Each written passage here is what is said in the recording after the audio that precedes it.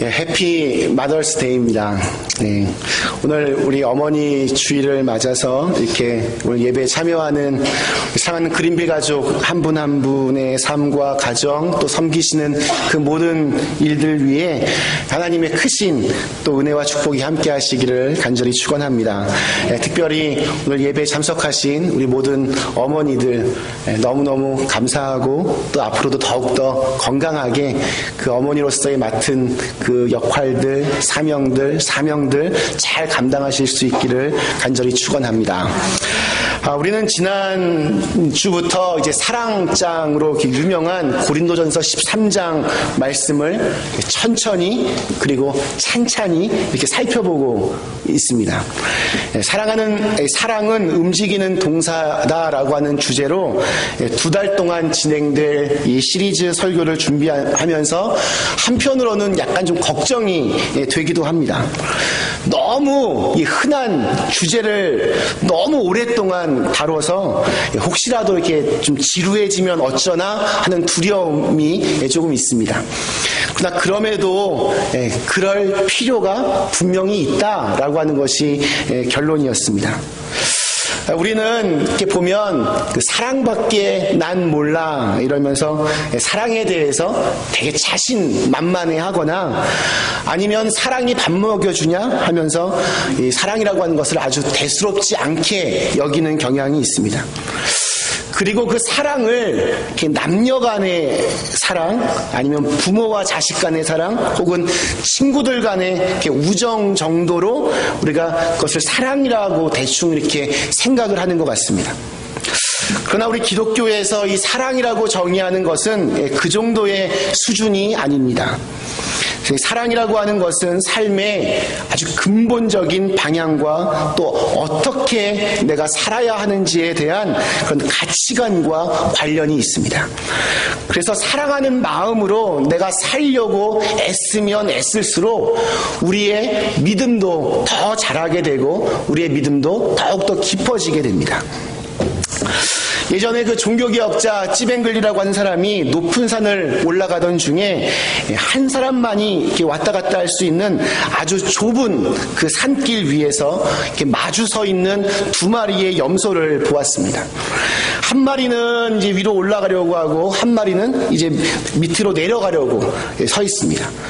워낙 좁은 길이기 때문에 그 2마리가 함께 이렇게 오고 갈 수가 없었습니다.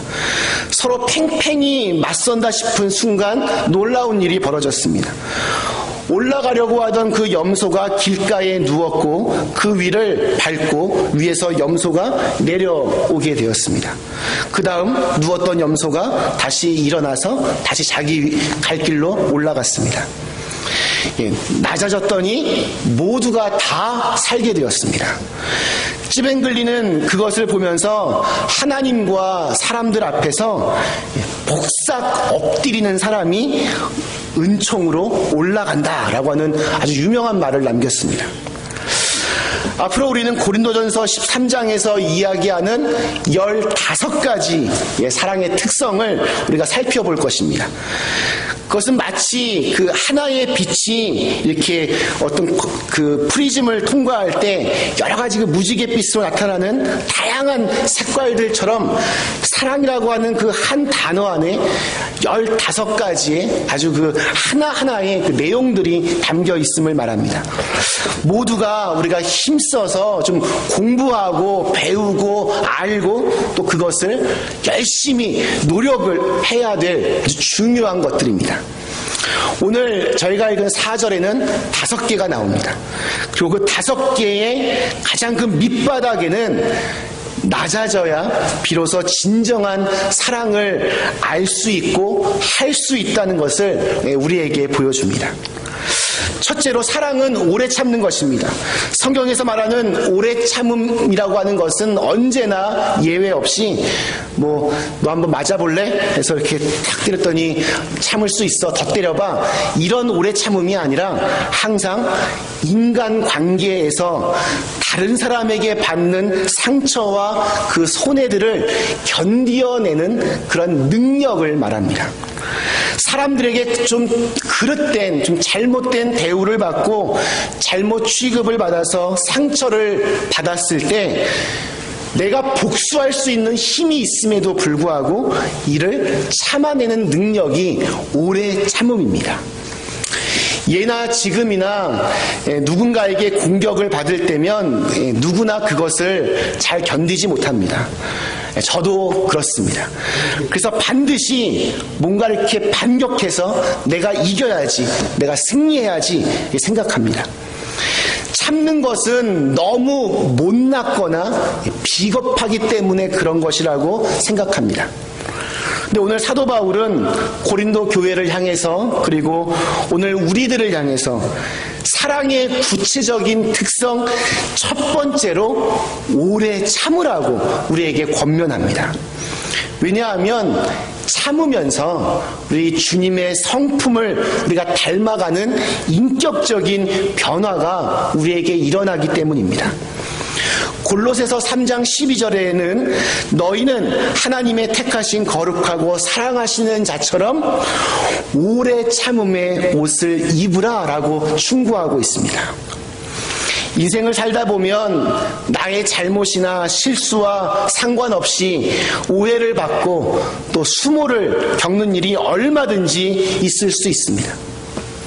그때마다 여러분 주님을 바라보실 수 있기를 바랍니다.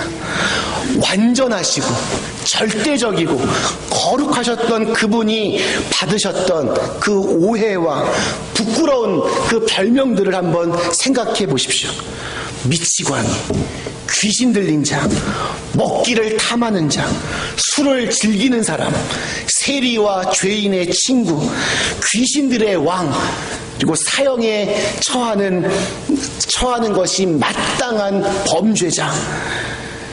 그러나 그럼에도 불구하고 일체의 대답을 거부하시고 다만 십자가를 향해서 걸으셨던 예수님의 그 처절했던 침묵의 행진을 생각해 보시기 바랍니다. 어떤 분은 그렇다면 뭐 언제까지 참아야 됩니까? 뭐 내가 호구인 줄 압니까? 이렇게 얘기할 수도 있습니다. 근데 참 다행이고 재미있는 것은 사랑은 영원토록 참고 이렇게 쓰여 있지 않습니다. 그냥 오래 참는 것입니다. 영원토록 참는 것이 아니라 오래 참는 것입니다. 언젠가는 오래 참음의 마지막 순간이 있다는 것입니다. 고통은 고통을 위해 참는 것이 아닙니다. 희망을 위해 참는 것입니다. 마침내 어느 날 길고 길었던 그 어둠의 터널을 통과해서 마침내 끝장내기 위하여 참는 것입니다. 그러므로 오늘의 말씀은 참된 사랑으로 우리가 참을 때 언젠가 우리의 그 고통스럽고 또한 분하고 부끄럽고 자존심이 상하고 이 모든 것들이 반드시 끝나게 될 것이라는 그 희망을 약속하고 있습니다. 두 번째로 사랑은 온유합니다. 대부분의 영어 번역은 이 온유란 말을 카인드니스에서 친절이라고 많이 번역을 합니다.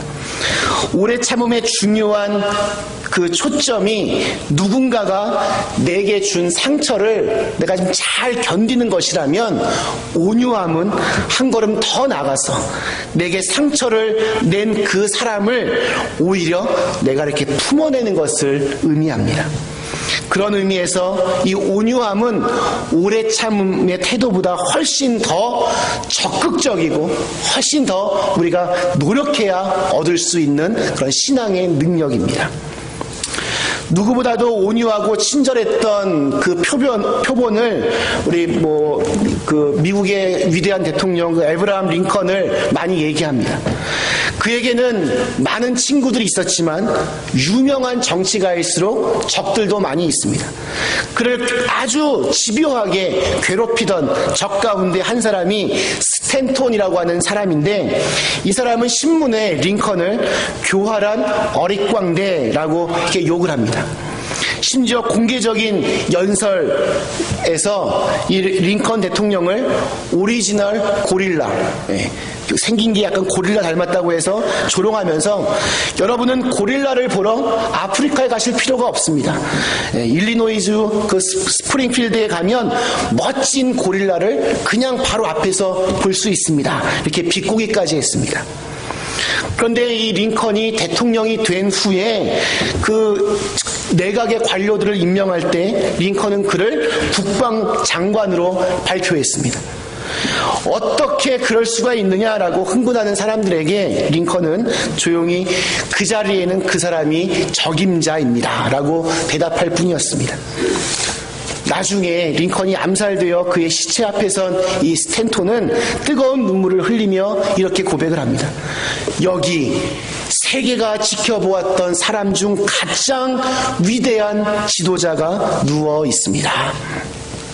아브라함 링컨의 그 온유함이, 그 사람을 품는 그 능력이 저까지도 그 마음을 완전히 바꾸고 변화시킨 것입니다. 온유함의 반대의 개념은 복수 혹은 원망이라고 할 수 있습니다. 참으로 사랑하는 사람은 하나님만이 최후의 심판자이심을 믿고 모든 것을 하나님께 맡기고 나에게 상처를 입힌 적에게까지 사랑하려고 애쓰는 것입니다. 복수하는 것은 복수 당하는 사람과 복수하는 사람 둘 모두를 동시에 파멸시킵니다. 온유함만이 최후의 승리를 약속합니다.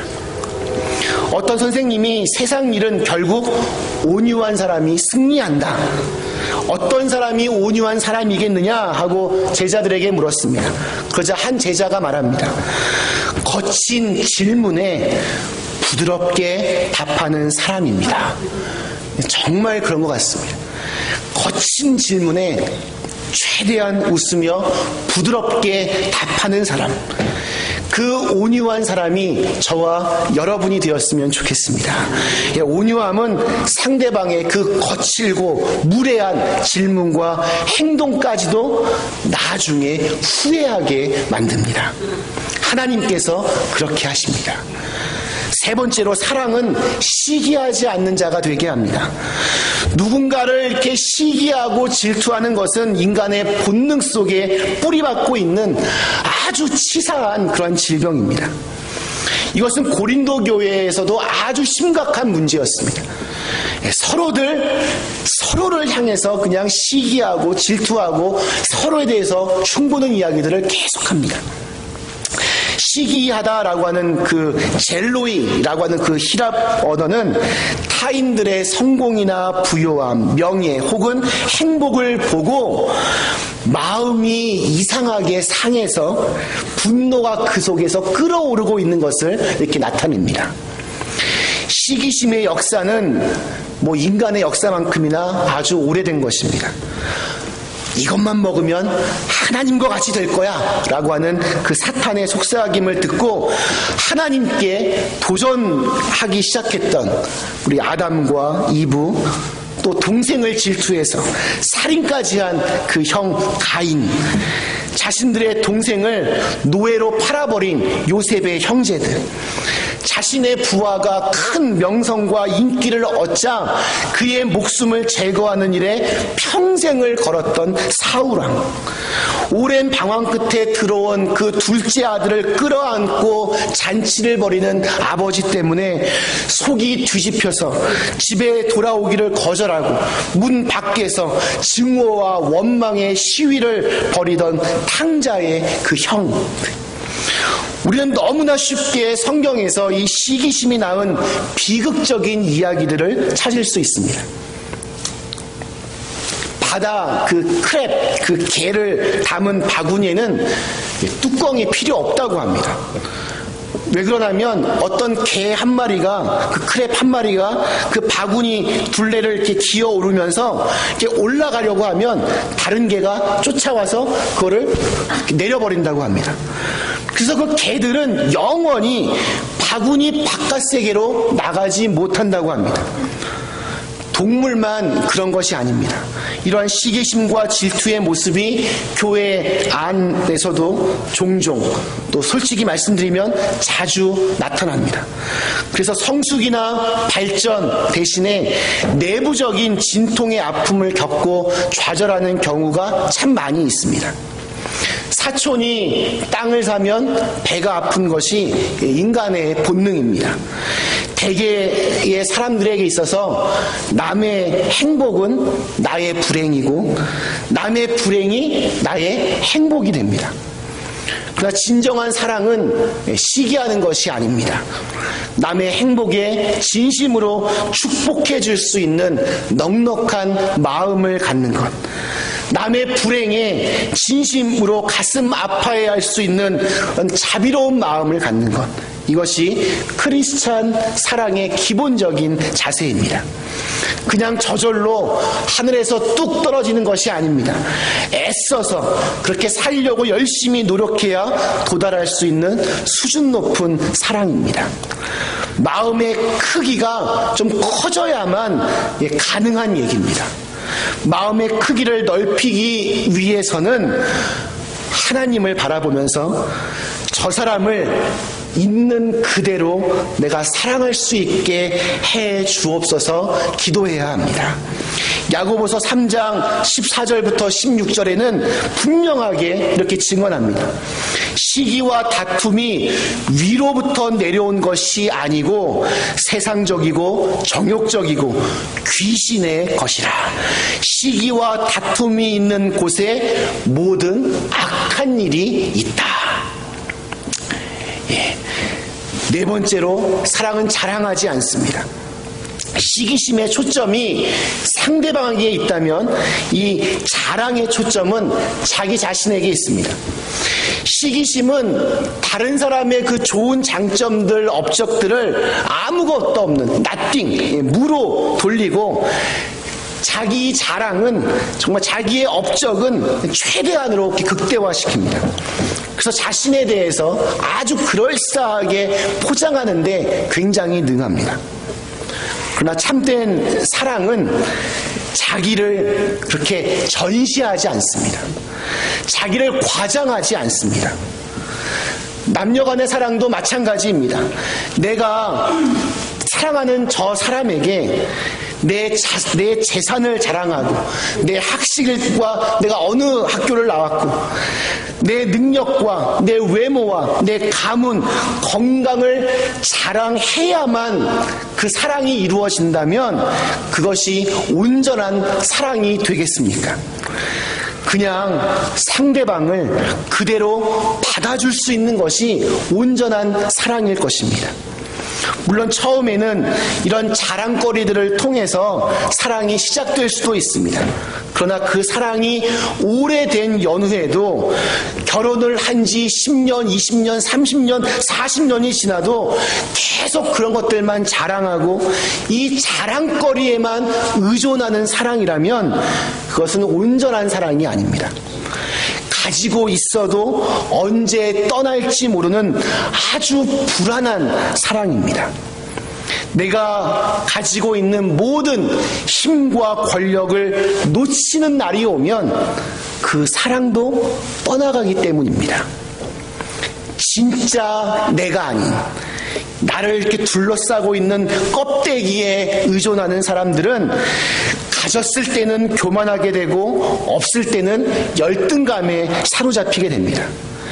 내가 건강할 때뿐만이 아니라 내가 연약해져서 침대에 누워 있을 때에도 저 사람이 나와 함께 할 것이다 라고 하는 확신이 없다면 그게 무슨 사랑이겠습니까?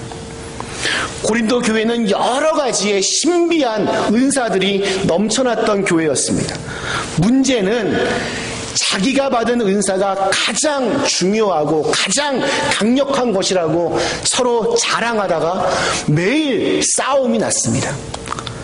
사도 바울은 고린도 교회의 근본적인 문제가 참 사랑을 배우지 못했기 때문이라고 지적하고 있습니다.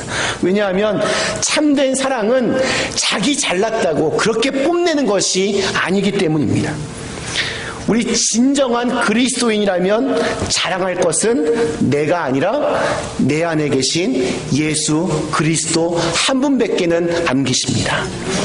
예수님의 그 생애를 보면 정말 그분의 탁월한 모습 중에 하나가 예수님은 자기 자랑을 한 번도 하신 적이 없습니다.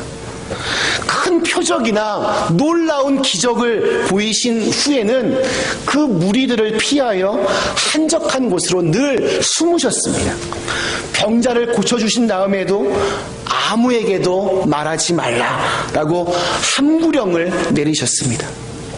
저 같으면 기도인데 병이 나면 이거 신문에 꼭 가서 보고해 주세요. 꼭 알려주세요. 이렇게 할 것 같은데 예수님은 한 번도 그런 적이 없으셨습니다. 그만큼 예수님의 그 성품이, 인품이 심오한 깊이를 가지셨기 때문입니다. 자기 자랑을 멈추게 하는 가장 좋은 방법이 있습니다. 그림을 잘 그린다라고 하고 막 뽐내는 아마추어 화가들이 있으면 그들이 뭐 아주 유명한 화가들, 뭐 미켈란젤로나 레오나르도 다빈치, 뭐 피카소 그런 사람들 앞에 한번 세워 보십시오.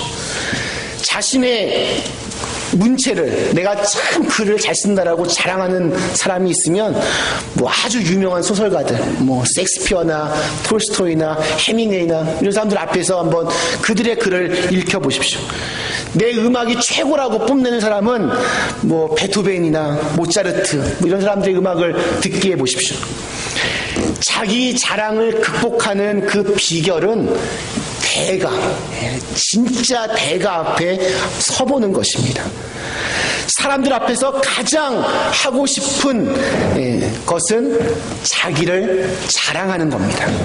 반대로 가장 내가 듣고 싶어 하지 않는 것은 저 남의 자랑하는 얘기를 들어주는 겁니다. 내가 내 자랑을 시작하면 상대방은 겉으로는 하고 이렇게 웃어주지만 속으로는 언제 끝나나 하고 이렇게 듣고 싶어야 하지 않습니다. 자기 자랑의 그 망령이 내 인격을 추하게 하거든 우리 인생의 위대한 가장 최고의 대가인 예수님 앞에 바로 서시기를 축원합니다. 사도 바울은 십자가의 은혜를 체험한 이후에는 예수 그리스도와 십자가 외에는 내가 자랑할 것이 없다라고 고백했습니다. 자기 자랑이 없어져야 겸손해지고 겸손해져야 사람들이 진심으로 그 사람을 따르게 됩니다. 마지막으로 사랑은 교만하지 않습니다. 자기 자랑이 지나치게 되면 병이 됩니다. 교만병에 걸립니다. 교만은 인간이 범할 수 있는 가장 무섭고 또한 쉬운 죄입니다. 그래서 전도서 16장에는 이렇게 경고하고 있습니다. 교만은 패망의 선봉이요 거만한 마음은 넘어짐의 앞잡이니라. 빈수레가 요란한 법이고 반면에 깊은 물은 소리 없이 쭉 흘러가게 됩니다. 교만해질수록 보면 마귀를 닮아가게 되고 겸손해질수록 주님을 닮아가게 됩니다. 우리는 너무나 많은 말들을 합니다. 그러나 100마디 말보다 더 중요한 것은 한 번의 실천입니다. 병에 대한 아주 장황한 설명이나 치료 방법에 대한 해설보다는 비록 말은 좀 어눌할지라도 그 사람을 살리는 능력이 있는 것이 중요합니다.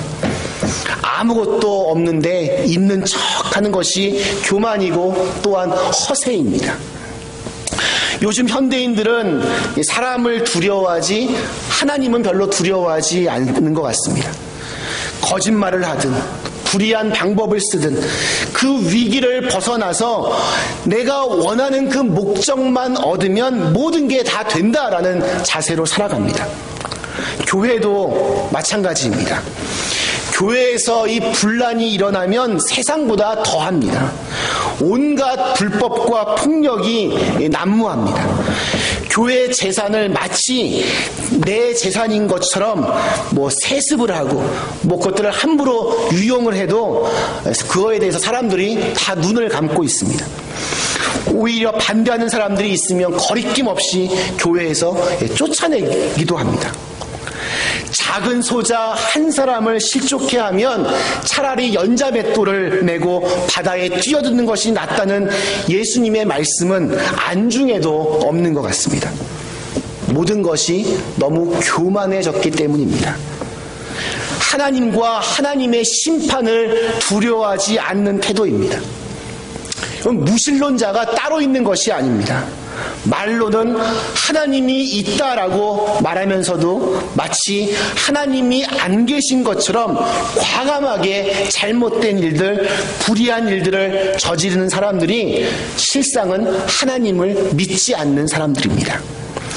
우리 마음속 그 뿌리 깊은 곳에 존재하는 그 교만의 그 영성을 극복하고 겸손하게 하나님과 이웃 앞에 설 수 있는 그 처방은 십자가입니다. 십자가로 더 가까이 다가가실 수 있기를 바랍니다. 거기 저와 여러분의 모든 추한 죄를 짊어지시고 몸부림치며 신음하며 피 흘리는 하나님의 아들을 여러분 보실 수 있기를 축원합니다. 저와 여러분의 죄를 해방시키시고 참 자유와 사랑의 자녀로 삼으시고 하나님의 자리에서 내려와 죄인으로 매달려 고통받았던 그분을 여러분 바라보시기를 바랍니다.